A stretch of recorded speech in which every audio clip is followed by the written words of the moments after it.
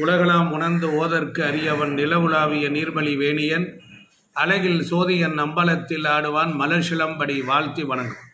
வணக்கம் நேயர்களே. தமிழ் சூரி சிவம் YouTube channel வாயிலாக பார்க்கக்கூடிய உங்கள் ஒவ்வொருவரையும் வணங்கி மகிழ்கிறேன். உங்கள் வாழ்க்கைக்கு பயனுள்ளதாக இருக்கக்கூடிய நல்ல விஷயங்களை தந்து கொண்டே இருக்கிறேன். உங்களுடைய வாழ்த்துக்கள், உங்களுடைய வரவேற்பு எனக்கு புத்துணர்ச்சியும் மகிழ்ச்சியும் அளிக்கிறது. உங்கள் குடும்ப நலனுக்காக, உங்கள் வாழ்வின் முன்னேற்றத்திற்காக, கஷ்டங்களிலிருந்து நீங்கள் விடுபடுவதற்கும், ஒவ்வொரு குடும்பமும் தழைத்து ஓங்கவும் என்னுடைய வீடியோ அனுபவத்தின் வாயிலாக உங்களுக்கு தருகிறேன். கேட்டு மகிழுங்கள், குறித்து கொள்ளுங்கள், வெற்றி நிச்சயம். இன்றைய தலைப்பு, இந்த செடிகள் உங்கள் வீட்டில் இருந்தால் குலதெய்வத்தை சுலபமாக அழைத்து கொண்டு வரும். குலதெய்வம் என்பது மிக முக்கியம். வேதம் சொல்லுது, குலதேவதாதி மகாமார்கை நமோ நமக. இஷ்ட தேவதா, குலதேவதா, பாரம்பரிய தேவதா, கிருபாகடாட்ச என்று வேதம் சொல்லுகிறது. அதனால் குலவழி ஒழுக்கம், குலவழி பண்புகள் நமக்கு வேண்டும். அப்படின்னா நாம் புண்ணியங்கள் நிறைந்த இடத்தில் நாம் ஒரு வரிசையில் போய் நிற்க வேண்டும். அதனால் குலதெய்வம் ரொம்ப முக்கியம். குலதெய்வ கடாட்சம் சில பேருக்கு குல சாபம் இருக்கும், குல ரோகம் இருக்கும், குல சோகம் இருக்கும். அதனால தான் சொல்வார்கள், சாப தோஷ நிவாரணம் அடையணும்னா நம்முடைய குலதெய்வங்கள் ஒரு 7 விதமான மங்களகரமான செடிகளுக்குள்ளர உள்ள ஒளிஞ்சிருக்கு. அதை நாம் தெரிஞ்சுக்கிட்டோம் அப்படின்னா வாழ்க்கையில் வெற்றி பெற்றலாம். அதனால தான் செடிகள் பொறுத்தளவில் ரொம்ப முக்கியம். ஒவ்வொரு செடிகளும் பொறுத்தளவில் அதற்கு ஒரு மங்களத்தன்மை இருக்குது, அதற்கு ஒரு ஆனந்த அதிர்வு இருக்குது. அதனால தான் கோயிலில் ஸ்தல விருட்சம்னு பேர் வச்சான். ஸ்தலம், தீர்த்த, மூர்த்தி, இந்த மூன்றும் நமக்கு ரொம்ப முக்கியம். இந்த வீடியோவில் ஒரு 11 வகையான செடிகளை பற்றிய விஷயங்கள் உண்டு. ஏன் 11 செடிகள் சொல்கிறேன் அப்படின்னா, ஏக தச ருத்ரர்கள். ருத்ரம்னா குற்றம். ஏதோ ஒரு பிறவியில் கஷ்டப்பட்டோம், நொந்து போயிட்டோம், இப்போ காரணமே இல்லாமல் கஷ்டப்பட்டுக்கிட்டு இருக்கோம். என்ன செய்கிறது? எல்லாரும் முன்னேறுறாங்க, நம்ம முன்னேற முடியல. இப்படிப்பட்ட ஒரு சூழலை நம்ம என்ன செய்ய முடியும்? அதனால் இப்போ இந்த செடிகள்லாம் நோட் பண்ணிக்கிட்டே வாங்க, இதனுடைய மகத்துவத்தை சொல்லிக்கிட்டே வரேன். அதனால் ஸ்தல விருட்சம், அதுக்கு ஒரு தெய்வீக சக்தி உண்டு. இந்த மாதிரி செடிகள் வீடுகளில், செடி தொட்டிகளில் வச்சு வளர்த்திங்கன்னா காற்று மண்டலத்தை சுத்தப்படுத்துது. ஆனந்த அதிர்வுகளை அது அழகாக கொண்டு வந்து நம்மகிட்ட சேர்க்குது. அதற்குன்னு சில பண்புகள் உண்டு, அதற்கு சில குலதெய்வங்கள் வசியமாகும். நம்முடைய பாட்டன் முப்பாட்டன் வணங்கிய தெய்வங்களை தான் வணங்குறோம். ஒரு சிலருக்கு குலதெய்வம் தெரியாது. தெரியாமல் இருந்தால் இந்த செடிகள் யாவும் தேவலோகத்தில், மேலுலகத்தில் இருந்து பூமிக்காக வந்த காரணத்தை தெரிந்து கொண்டாலே போதும். இப்போ முதல்ல நம்ம பார்க்க போகிறது சங்கு பூச்செடி. இந்த நீல நிறத்தில் பார்க்குறதுக்கே ரொம்ப அழகாக இருக்கும். நீங்கள் ஃபோட்டோ பின்னால் நான் காட்டிக்கிட்டே வரேன். சங்கு பூச்செடி அது நீல நிறத்தில் பார்க்குறதுக்கு அழகாக இருக்கும். அதில் எத்தனையோ தெய்வங்கள்லாம் குடியிருக்கு. அது நம்முடைய குலதெய்வத்தினுடைய அதிர்ஷ்டத்தை கொண்டுட்டு வரும். தெய்வீக சக்தியை அள்ளி கொடுக்க ரெடியாக இருக்கும். அதில் தான் பாருங்கள், நீலகண்டர் என்று சொல்லக்கூடிய சிவனுடைய அம்சம், சனீஸ்வர பகவானுக்கு பிடித்தமான செடி அது. அது மட்டும் இல்லை, ஸ்ரீ கிருஷ்ண பரமாத்மா ரொம்ப விரும்பி கொள்வாராம். அப்படிப்பட்ட அந்த மாதிரியான தெய்வங்கள், அந்த நீல நிற செடி அது இருக்கிற வீடுகளில் பணத்துக்கு பஞ்சமே வராதுங்க. நீங்கள் வளர்த்து பாருங்கள், கண்டிப்பாக குலதெய்வம் வந்து பேச ஆரம்பிக்குங்க. குலதெய்வத்தினுடைய சக்தி அதிகரிக்கும். அதனால் அந்த வீடுகளில் கண்டிப்பாக வளர்க்கலாம். அப்போ இந்த பூவை தொடுத்து வழிபட்டால், குலதெய்வத்தை நினைத்து பூவை தொட்டு வழிபட்டால், குலதெய்வம் தெரியாதவங்க பெரிய குத்து விளக்குக்கு பாவாடையாக சாத்தி இது மாதிரி பண்ணிவிட்டு நீங்கள் அதையும் செய்யலாம். அங்கே இந்த நீல நிற பூவில் மகாலட்சுமி மகாவிஷ்ணுவும் 2 பேரும் காதல் புரிவதாக சொல்கிறார்கள். 2 பேரும் இணைபிரியாமல் இருக்கிறார்களாம். எவ்வளோ பெரிய விஷயம் பார்த்தீங்களா? அதனால் செல்வத்தையும் சுபிட்சத்தையும் நமக்கு அது கொடுக்கக்கூடியது. அடுத்ததாக பார்க்கக்கூடியது 2வது செடி எது அப்படின்னா, இந்த பிரம்ம கமலம் அப்படின்னு சொல்லக்கூடியது. அது பார்க்குறதுக்கு வெள்ளை கலரில் பூ பூக்கும். இமயத்தில் அந்த செடி முளைக்கும். கைலாயத்திலிருந்து வந்ததாக சொல்லுகிறார்கள். அதை விட ரொம்ப அற்புதமான விஷயம் இந்து புராணங்களில் அதனுடைய கதை சொல்லப்பட்டிருக்கு. ஒரு சமயம் காரணமே இல்லாமல் விநாயகருடைய தலையானது மனித வடிவத்தில் இருந்தாராம் விநாயகர். அப்பொழுது சனீஸ்வரன் வந்து ஒரு செய்தி தான் இது. சனீஸ்வரனை வந்து பார்க்கிற பொழுது தலை வெடித்து விட்டதா. அதனால் ஒரு முறை கஜமுகாசுரன் என்கிற அசுரன் சிவபெருமானை தனக்கு பிள்ளையா வேணும்னு விரும்பினானா. அதனால் அவனால் சாமி எவ்வளவோ சொல்லி பார்த்தார், இது சரியாக வராதுறான்னாரா. அவர் வேணும், இல்லை இல்லை நான் உங்களை எப்படியும் நான் பிள்ளையாவே அடைந்து தீருவேன்னாரா. அப்போ ஒன்று வேணால் நான் பண்ணேன், நீ சின்ன அளவில் இரு, நான் எடுத்து என் வாயில் போட்டு முழுங்கி என் வயிற்றுக்குள்ளே இருந்தாலும் நீ எனக்கு பிள்ளை தானேன்னாரா. அப்படியா, சரி பரவாயில்ல, விதி யாரை விட்டது? சுவாமியும் சின்ன வடிவம் எடுத்தாரா, அந்த கஜமுகாசுரன் வாயில் போட்டு முழுங்கி வயிற்றுக்குள்ளே இருந்தாரா. உலகத்தில் சுவாமியை காணாமல் பல பேர் பலவிதமாக தேடி அழைகின்ற பொழுது கடைசியில் நாராயண பரம்பொருள் சொல்லி கடைசியில் வந்து அந்த கஜமுகாசுரனை வந்து தொழுது நின்றாங்களாம். அப்போ நாராயணர் சொன்னாராம், ஏகாதச ருத்ரன்கிற ஒரு மகா மந்திரத்தை நீங்கள் சொன்னீங்கன்னா, ருத்ரத்தை சொன்னீங்கன்னா ருத்ரத்துக்கு அதோட சக்திக்காக சுவாமி வெளிப்பட்டு வந்துடுவார்னு சொல்லி இந்த ஏகதச ருத்ரர்கள் 11 பேர் சேர்ந்து கஜமுகாசுரை முன்னால் உட்காந்து ருத்ரத்தை வேதத்தை பாராயணம் செஞ்சாங்களாம். என்ன ஆயிருக்கும்? வயிற்றை வெடிச்சுக்கிட்டு சுவாமி வெளியே வந்தாரா. உயிருக்கு போராடிய நிலையில் சுவாமி இருந்த நிலையில் அமிர்தமயமான அந்த கங்கா ஜலம் உள்ள கொட்டியதுனாலையும் உயிர் பிரியாமல் இருக்கும் பொழுது அவனுடைய தலையை கொண்டுட்டு வந்து இங்கே சிசிரிங் பண்ணாங்களாம். அப்போவே பாருங்க உறுப்பு மாற்றம் நடந்திருக்கு. அந்த பிரம்ம கமலம் இங்கே எதுக்கு சம்மந்தப்படுது அப்படின்னா, விநாயகர் தலையை வைக்கிறதுக்கு முன்னாடி பிரம்ம விசேஷமான தன்னுடைய சக்தியை திரட்டி பிரம்ம கமலம், கமலம்னா தாமரை மாதிரி இருக்கும், அந்த மாதிரி வெள்ளை நிற தாமரையை அவர் என்ன பண்ணார், செடியில் பூக்கும்படி செய்தார். தாமரை வேறு எதில் தண்ணியில் தான் வரும், ஆனால் செடியில் பூக்கும்படி செய்து அதற்கு பெயர் மலர் அமிர்தா. என்ன பேரு? மலர் அமிர்தா. அப்படி அந்த உயிர் அமிர்தத்தை அதனுடைய இதழ்களிலிருந்து உடல்ல இறக்கி விநாயக பெருமானை உயிர்ப்பித்து கொடுப்பதற்கு பயன்பட்டதுனால ஆகாயத்திலிருந்து வந்தது. பிரம்மாவால் படைக்கப்பட்டதினால இது ஒன்று. அதே சமயம் நம்முடைய ராமாயணத்தில் இலக்குவ பெருமாள் லட்சுமணன் சஞ்சீவி மூலிகையை ஆஞ்சநேயர் கொண்டு வந்த பொழுது இலக்குமணன் உயிர்ப்பித்து எழுகிறார். அப்படி தேவர்கள் மகிழ்ச்சியோட இந்த பிரம்ம கமலம்னு சொல்கிறோம் பாருங்க, மேல உலகத்தில் இருக்கக்கூடிய அந்த பூவை எடுத்து மலர் மாறி பொழிந்தார்களாம். அந்த பூ பூமியில் வந்து விழுந்து என்ன செய்யுது, வேரூன்றதாக சொல்லப்படுது. அந்த செடி குலதெய்வம் தெரியாதவர்களுக்கு தரத்தரன்னு இழுத்து கொண்டு வந்து சேர்க்கும். அந்த செடியை வாங்கி வளர்த்து வழிபட்டு தொடுத்து இறைவனை சூட சூட நாம் எல்லாம் சுடி கொடுத்த சுடற்கொடியால் போல் மின்னினுவோம். அதனால் வீட்டில் வச்சு வழிபட்டால், பூவை பூஜை செய்தால் என்னாகும், வீட்டில் நமக்கு பிரார்த்தனைகள் நிறைவேறும், நினைத்த காரியம் நடக்கும், குலதெய்வ கடாட்சம் நமக்கு ரொம்ப சிறப்பாக இருக்கும், எல்லாருடைய ஆசீர்வாதமும் நமக்கு கிடைக்கும். அடுத்து நம்ம பார்க்க போகிறது 3வது செடி நாயுருவி. இந்த நாயுருவி என்பது புதனை குறிக்கக்கூடியது. குலதெய்வ சக்தியை இழுத்துட்டு வரும். தேவ மூலிகைன்னு இதுக்கு பேர் உண்டு. சென்னாயுருவி அப்படின்னு ஒன்று இருக்குது. அதை வேற கொண்டுட்டு வந்து வச்சால மகாலட்சுமி வாசம் பண்ணுறாலாம். அதை வாங்கி தாயத்துக்குள்ளே அடைச்சி பூஜை பண்ணி நாம் வழிபடலாம். அதே போல் இந்த பேங்கில் வேலை பார்க்குறவங்க, பண பரிவர்த்தனை பண்ணிக்கிறவர்கள், எழுத்து செய்தி தகவல் தொழில்நுட்பம் பண்ணுகிறவங்கலாம் இந்த நாயுருவி செடியை வீட்டில் ஒரு செடியில் தொட்டியில் வச்சு வளர்க்கலாம்.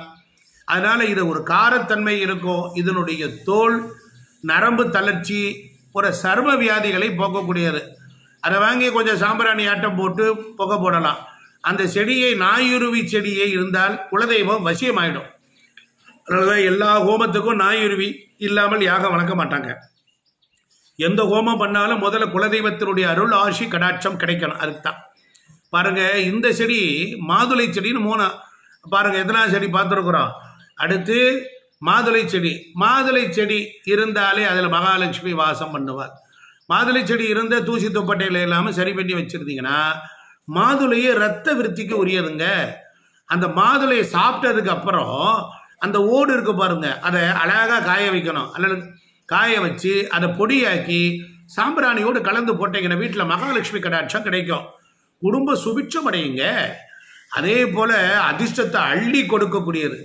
செடி பெரிய தொட்டியில் கூட வச்சு வளர்க்கலாம். நல்ல வாடகை வீட்டில் இருக்கிறவங்க தொட்டியில் வச்சு கூட வளர்க்கலாம்.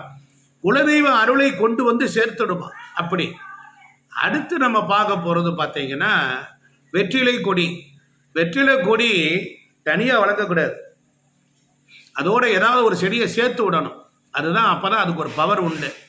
அதிர்ஷ்டத்தையும் குலதெய்வத்தினுடைய அருளையும் ஒரு சேர ஈர்த்து கொடுக்குமாங்க. கண்டிப்பாக வளர்க்கலாம். நிறைய வீட்டில் அந்த வெத்தலை செடியெல்லாம் வளர்க்கவே முடியாது, அழுகி போகும், பட்டு போகும். மீண்டும் விடாமுயற்சியோடு சாம்பிராணி போட்டு அந்த இடத்துல கொஞ்சம் மஞ்சத்தூள் தூவி பசுந்தானத்தை தெளித்து இது மாதிரிலாம் பண்ண நாளடைவில் அது வளர்ந்துடும். அது பாருங்கள் குடும்பத்தில் வெற்றிகளை குவிச்சு கொடுக்குது. தொட்டதெல்லாம் ஜெயமாகும். அதுதான் அதுக்கு பேர் வெற்றிலை இல்லை, வெற்றி ப்ளஸ் இலை. அது இது ராம ஜெயம் அப்படின்னு சொல்லி வந்து தகவல் சொன்னார் சீதா பிராட்டிக்கிட்ட. அப்போ சீதா பிராட்டி வந்த உடனே என்ன பண்ண, அருகில் இருந்த இந்த வெத்தலை கொடி இருந்தது, அதை எடுத்து மாலையாக ஆஞ்சநேயருக்கு சாத்தினாலாம், ஆஞ்சநேயருக்கு போட்டாராம். அதனால தான் வெற்றி செய்தியை கொண்டு வந்ததினால் அதற்கு வெற்றி இலை என்று சொல்லப்படுகிறது. அப்புறம் நாளடைவில் வெத்தலைன்னு வந்துட்டோம். சரி, இது இருக்கிற இடத்துல துஷ்ட சக்தி வளரும், துர்சக்திகள் விலகி ஓடிடும். அதனால் அது ஆஞ்சநேயருக்கு மாலையாக கட்டி நம்ம போடும் பொழுது எதிரிகள் தொல்லை குறையும். அதனால் வீட்டின் எதிர்மறை சக்திகள்லாம் அகலும். தனியாக இந்த செடியை வளர்க்கக்கூடாதுங்கிறத ஏற்கனவே சொல்லிட்டேன். அடுத்தாப்புல பாருங்க கற்றாழை. நிறைய பேர் சொல்கிறான் கற்றாழை வீட்டில் வளர்க்காதேங்கிறான். கற்றாழை ஒரு யூடியூப்பில் வளர்க்கலாங்கிறான், ஒருத்தர் வளர்க்க வேண்டான்னு சொல்கிறான். ஆனால் நம்ம ப்ராக்டிக்கலாக சில அனுபவங்களை வச்சு பார்க்கும்போது தீய சக்திகளையும் கண் திருஷ்டிகள் ஒரு வீட்டுக்கு அதிகமாக இருக்குது. வீட்டுக்கு முன்னால் பலரும் ரோட்டில் போகிறவங்க பார்க்கும்படியாக ஒரு ஓரமாக வளர்க்கணும். அதே நேரம் அது அந்த கற்றாழையை தேடி பாம்புகள் விஷ ஜந்துக்கள்லாம் கூட வரும். ஆனால் நாம் அதை பாதுகாப்பாக ஒன்று தள்ளி வளர்த்தோம் அப்படின்னா கண்டிப்பாக அதனுடைய பாதிப்பு நமக்கு இருக்காது. அது வீட்டுக்குள்ளே சிட் அவுட்டில் தான் மாட்டக்கூடாது, வீட்டுக்கு வெளியே கேட்டுக்கு வெளியே மாட்டணும். அதுக்கும் பார்த்தீங்கன்னா பலவிதமான தீய சக்திகள் விலகிடும், துர்சக்திகள் விலகும். பவளமல்லி கேட்கவே வேண்டாம். பவளமல்லிங்கிறது பவளம் மாதிரி இருக்கும். அந்த பூ பார்த்தீங்கன்னா அப்படியே செக்கச்சவேன்னு இருக்கும், பார்க்குறதுக்கே அழகாக நல்ல பவளம் என்ன நிறமோ அப்படியே இருக்கும். அதனால தான் அதுக்கு பவளமல்லின்னு பேர். இது ஆகாயத்திலேருந்து வந்தது. இது பாரிஜாத பூன்னு சொல்கிறாங்க. 7 வகையான பாரிஜாதம் உண்டு, அதில் இதுவும் ஒரு பாரிஜாதம். இந்த செடி பார்த்தீங்கன்னா இதனுடைய வாசத்துக்கு மயங்காத தெய்வங்களே கிடையாது. வாஸ்து சாஸ்திர குறைபாடை போக்கக்கூடிய ஆற்றல் இந்த பவளமல்லிக்கு இயற்கையாகவே இருக்கு. ஒரு வீட்டினுடைய பிராணசக்தி மண்டலத்தை அதிகரித்தால் வீட்டிற்குள்ளர பிராண தேவைப்படுகின்ற மக்கள் காற்று மூலியமாக அளவுக்கு அதிகமான எனர்ஜியை பெறலாம். இந்த செடியில் இருக்க பூவு சூரிய உதயத்தில் கீழே கொட்டிடும். அதனால் இது என்ன செய்வாங்கன்னா இந்த செடிக்கு மாத்திரம் ஒரு ரிலாக்ஸேஷன், அது கீழே ஒரு வெள்ளை துணியை விரித்து வச்சு அந்த பூவை எடுத்து தொடுத்து அதை மாலையாக கட்டி போட்டோம்னா மிகப்பெரிய பேராற்றல் விளங்கும், செல்வத்தை அள்ளி கொடுக்கும். நந்தியம்பெருமானுக்கும் போடலாம். வீட்டில் கோயிலுக்கே போக முடியாதவர்கள், குலதெய்வம் தெரியாதவங்க ஒரு மண்டல காலம் ஒரு வீட்டில் ஒரு விநாயகருக்கு நீங்கள் வைத்து வணங்குனீங்கன்னா கண்டிப்பாக நன்மை நடக்கும். அடுத்து பாருங்க, ஒரு விசேஷமான செடி இருக்குது. இந்த செடியை நீங்கள் கண்டிப்பாக வீட்டில் கஷ்டப்பட்டால் தேடி பிடிச்சி வாங்கி கொண்டு வந்து வச்சுருங்க. மந்தாரை செடி. அந்த செடி பார்த்தீங்கன்னா சிகப்பு கலரில் பூ பூக்கும். இந்த செடியை வேறு எந்த திசையிலும் வைக்கக்கூடாது, தென்மேற்கு திசையில் மட்டும்தான் வைக்கணும்.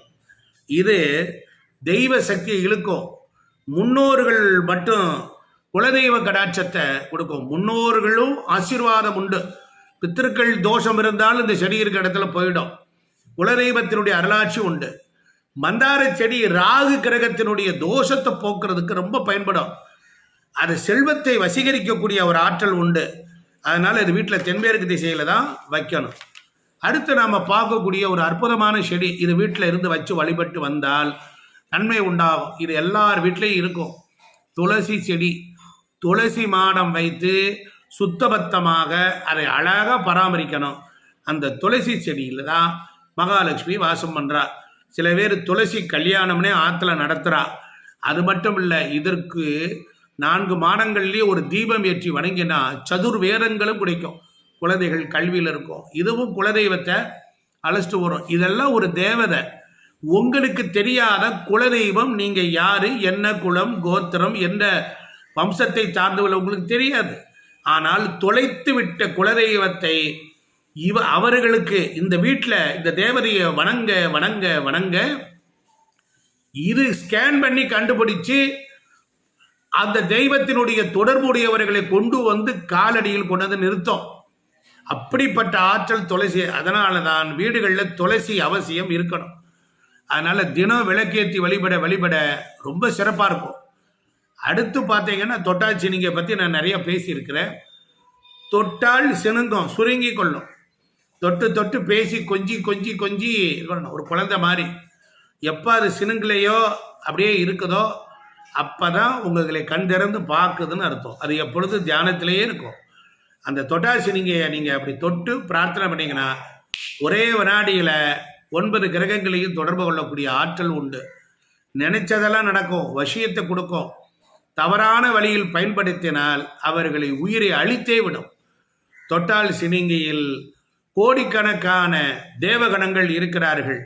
அதே நேரம் விழித்திருக்கும் போது தேவகணம், தூங்கி இருக்கிற பொழுது அசுரகணமாக இருக்கும். அந்த செடியை அழகாக வளர்க்கணும். அவ்வளோ சீக்கிரத்தில் வராது. அதை முறையாக பயன்படுத்த வேண்டும். அதற்கு முதலில் கொண்டுட்டு போய் விநாயக பெருமானுடைய ஒரு சிலையை வைக்கணும். ஒரு கல்லில் விநாயகரை நினைத்து வணங்கி அந்த செடிகிட்ட வச்சுட்டு வழிபடும் பொழுதுதான் அது பேச ஆரம்பிக்கு. தன்னை தொழுபவருக்கு தொழுகண்ணி அழுகண்ணினே இருக்குது. இதனுடைய வம்சம்லாம் நிறைய இருக்கு, நம்ம பிறகு பார்ப்போம். அதனால இந்த தொட்டாசினிக்கு பிரார்த்தனை வரும். குலதெய்வத்தை சொல்லும், போய் பேசும். உன் குலதெய்வம் உனக்கு தெரியாமல் இருக்கிறான், நீ அவனுக்கு அனுக்கிரகம் பண்ணணும்னு வந்து போய் நமக்கு ரெப்ரஸன்டேட்டிவாக பேசும். அடுத்து ஒரு அற்புதமான மூலிகை திருநீற்று பச்சிலை. அடடாடா, திருநீற்று பச்சிலை அந்த வாசம் இருக்கு பாருங்க. அந்த காலத்தில் காற்றை சுத்தப்படுத்தக்கூடியது ஆற்றல். வீடுகளுக்குள்ளற பிராணசக்தி சரியாக உற்பத்தி ஆகாத வீடுகளில் திருநீற்று பச்சிலையை வச்சுருக்கும் போது நல்லாயிருக்கும். தெய்வ வசியம் அற்புதமாக இருக்கும். குலதெய்வ அருள் கடாட்சமெல்லாம் கிடைக்கும். நேயர்களே, சங்கு பூச்செடி, பிரம்ம கமலம், நாயுருவி, மாதுளை, வெற்றிலை கொடி, கற்றாழை, பவளமல்லி, மந்தாரை பூச்செடி, துளசி செடி, தொட்டால் சினிங்கி, திருநீற்று பச்சிலை, இந்த 11 ஏகதச ருத்ரர்கள் வாசம் செய்கிறாங்க. இவர்கள் இந்த 11 செடி உங்கள் வீட்டில் யாராவது ஒன்று இருந்தாலும் என் கமெண்ட் பாக்ஸில் போடுங்க. மறக்காமல் இந்த தமிழ் சூரிய சிவம் யூடியூப் சேனலை லைக் பண்ணுங்கள், ஷேர் பண்ணுங்கள், சப்ஸ்கிரைப் பண்ணுங்கள்.